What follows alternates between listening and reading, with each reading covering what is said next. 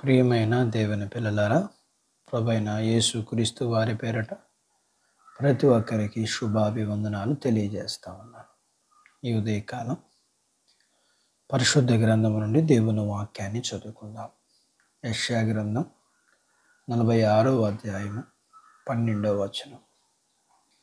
కఠిన హృదయులై నీతికి దూరంగా ఉన్న వారులారా, నా మాట ఆలకించుడి.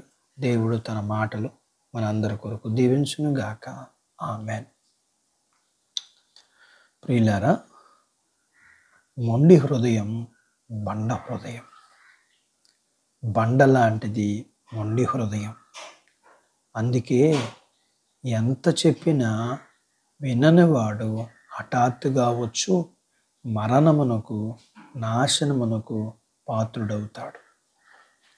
ఈ రోజున మనుషులు తల్లిదండ్రులు చెప్పినట్లు వినక కఠిన, మొండి, బండ హృదయం గలవారై జీవితాల్ని పాడు చేసుకుంటున్నారు. మీకు ఒక విషయాన్ని జ్ఞాపకం చేయబోతున్నాను. ఒక అమ్మ స్వీటీతో అంది, అటక పైన ఉన్న జాడీ తీయొద్దని. ఆ అమ్మ అర్జెంటుగా బయటికి వెళ్ళొస్తానని చెప్పి బయటికి వెళ్ళింది. స్వీటీ అమ్మ వద్దు అని చెప్పిన జాడీ దగ్గరికి వెళ్ళి చూసి దానిలోని స్వీట్స్ని చూసి అమ్మని అపార్థం చేసుకుని నాకు పెట్టకుండా దాచిందనుకుని గబగబా 4 స్వీట్స్ తీసుకుని తిన్నది. అమ్మ వచ్చే లోపల స్వీటీకి కడుపులో నొప్పి, వాంతులు, మోషన్స్ అయినాయి. అమ్మ వచ్చి అడిగింది, నేను చేయొద్దని పని చేశావా అని. అప్పుడు స్వీటీ మౌనంగా ఉంది. అమ్మ మాట వినకపోవడం వల్ల తనకి నష్టం కలిగింది. దేవుడు ఆదాముకి, అవ్వకి 2 బిడ్డలను ఇచ్చారు. మొదటివారు కయోను, రెండోవారు హేబేలు. ఆదాము చెప్పాడు ప్రథమ ఫలములు ఎలా దేవునికి సమర్పణ చేయాలో.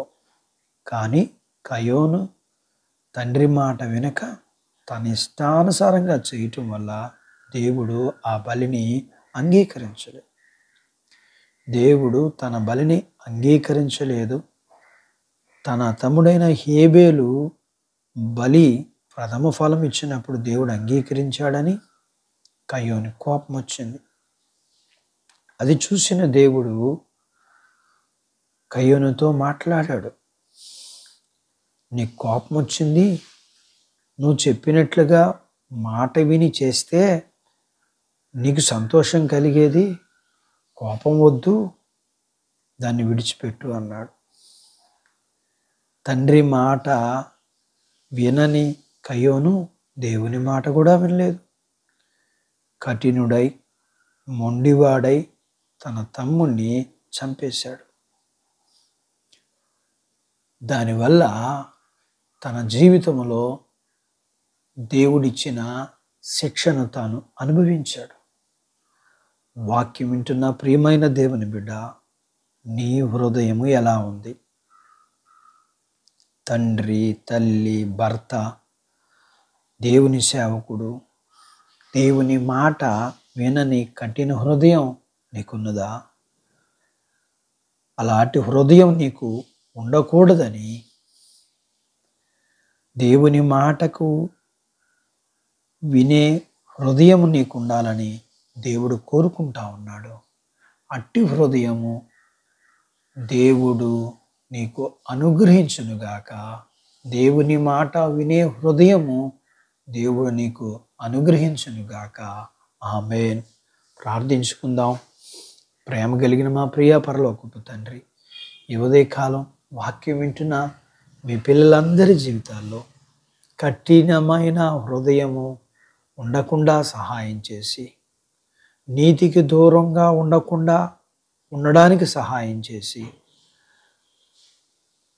మెత్తనైన హృదయాన్ని కలిగి మీకు దగ్గరగా ఉండేవారిగా ఉండగలగటానికి మీరిచ్చే పరలోకపు భూ సంబంధమైన దీవులు పొందుకోవటానికి సహాయం చేయమని, వాక్యం వింటున్న మీ పిల్లలని, చిన్న బిడ్డలని, యవనస్తుల్ని, వృద్ధులను, స్త్రీ పురుషుల్ని, వారి చదువులు, ఉద్యోగాలు, వ్యాపారాలు, పొలాలు, పశువులు, వారికి కలిగినంతటిని మీరు దీవించమని యేసుప్రభు వారి నామములో స్తుతించి ప్రార్థించి వేడుకుంటున్నాము తండ్రి. ఆమేన్.